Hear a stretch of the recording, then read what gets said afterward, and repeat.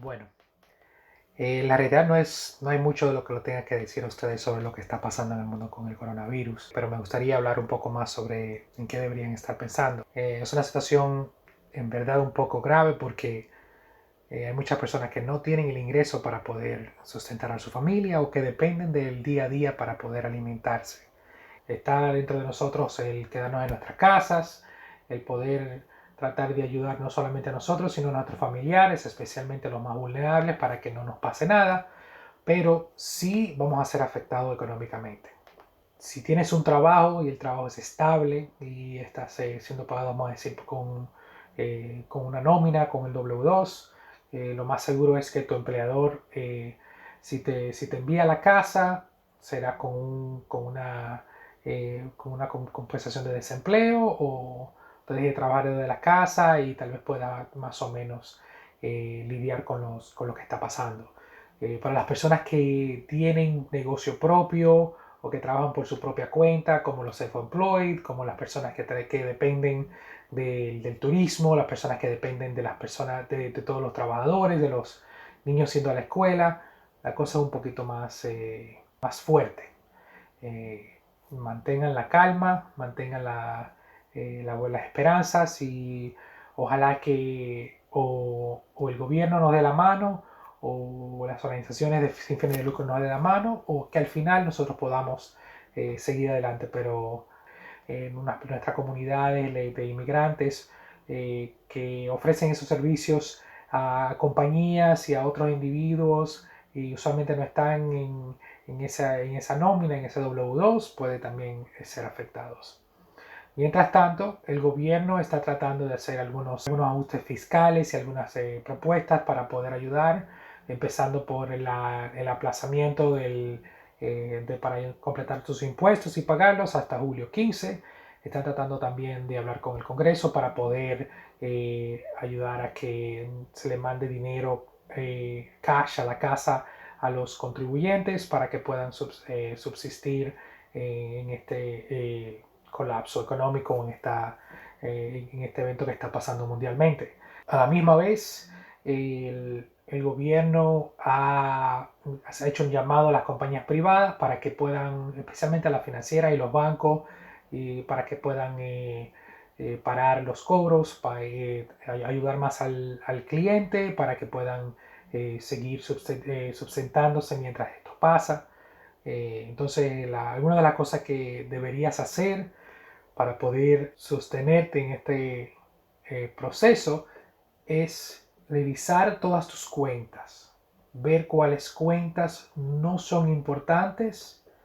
y negociar con esas cuentas para que paren esos pagos. Si tienes una tarjeta de crédito donde estabas religiosamente pagándole más que el mínimo, por los próximos meses no le pagues, solamente el mínimo si puedes.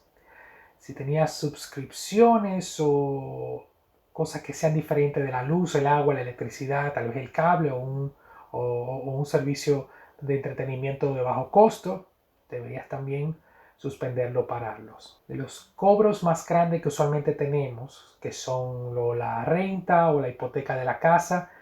deberías, antes de hacer el pago, primero si lo tienes automático para el pago automático, y deberías esperar a ver si hay algún tipo de alivio o algún tipo de mandato del gobierno para que estos pagos puedan ser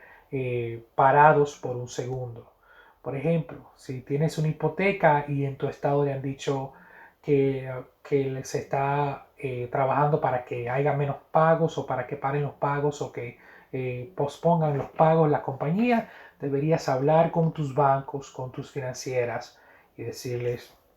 aunque no lo necesites, aunque ahora todavía tengas tu trabajo, no sabemos lo que va a pasar en un mes. Y decirles, si está la oportunidad de yo no tener que hacer el pago y que no se me cobre intereses, vamos a trabajar con eso, vamos a parar el pago por un segundo, vamos a seguir aumentando ese fondo de emergencias por si en verdad algo sucede con nuestro empleo, tengamos ese fondo de emergencia. Si has dejado de trabajar, no estás trabajando, esa es la única opción que tienes, aunque tengas el dinero de pagar la hipoteca o la renta ahora, Si ellos te dan la oportunidad de tú aplazar el pago de la renta o el pago de la hipoteca, deberías hacerlo hasta que sepas la realidad que te estamos viviendo. No se sabe todavía qué va a pasar de aquí a una semana, 2 semanas, 3 semanas. Cuando ya se sepa más o menos qué pasa, entonces podemos seguir actuando. Por otro lado, si vas a un buscador, Google, Yahoo Finance, MarketWatch, y ves cómo ha actuado la bolsa de valores por los últimos 50, 70, 40 años, te darás cuenta de que en ese periodo siempre ha habido una significante devaluación de la bolsa. Vamos a decir, por ejemplo, en el 2000, en el 2008, en el 1987 con el petróleo, en el 1929, donde pasó la Gran Depresión. Y en todas esas épocas, es verdad, las inversiones bajaron, las cuentas de retiro bajaron, pero las personas que se quedaron y fueron fuertes y no sacaron ese dinero de las inversiones son las personas que al final también vieron ese aumento en esas inversiones porque el mercado se recuperó, pudo tomarse 5 años, 10 años, 2 años, 1 año. Lo único que no sabemos qué es lo que va a pasar mañana y si ya sacaste dinero, lo sacaste, pero si no, mantén la calma, todos estamos perdiendo, pero no significa que eso va a ser para siempre. Eso viene también con qué hacer con tu plan de 401k o con tu plan de inversiones o tus fondos mutuos. Si no tienes la necesidad de tocarlos, no los toques todavía. Trata de ver cómo te puedes mantener sin tener que tocar esos planes de inversiones. Si tienes que tocarlo, tu vida, el bienestar de tu familia y de tus seres queridos es más importante y el dinero está en la calle y nada más hay que hacerlo. Entonces, si necesitas ese dinero para subsistir, para comer y no tienes otra alternativa, no te sientas mal por hacerlo, porque esas son las realidades que nos tocan y a veces ganamos, a veces perdemos y ojalá que en el futuro seamos resilientes, sepamos cómo sobrepasar estas situaciones y podamos hacer más adelante y acumular más riquezas y seguir con ese plan de retiro y ese plan de inversión que teníamos antes. Por último, si no necesitas salir de tu casa, no salgas de tu casa, porque eso es lo que te está afectando. Tal vez tú digas, bueno, soy joven, no me va a pasar nada con el coronavirus, pero si vas a perder tu trabajo porque no hay economía, aunque seas joven, eso te está afectando. Y parte de lo que te está afectando es que no estás cumpliendo con las normas y con lo que tienes que hacer para cuidar tu dinero. ¿Cómo cuidas tu dinero? Siguiendo las reglas, tratando de seguir adelante y que nosotros todos nos recuperemos. Tal vez digan, no, eso no va a pasar. Bueno, en la China hubo toque de queda,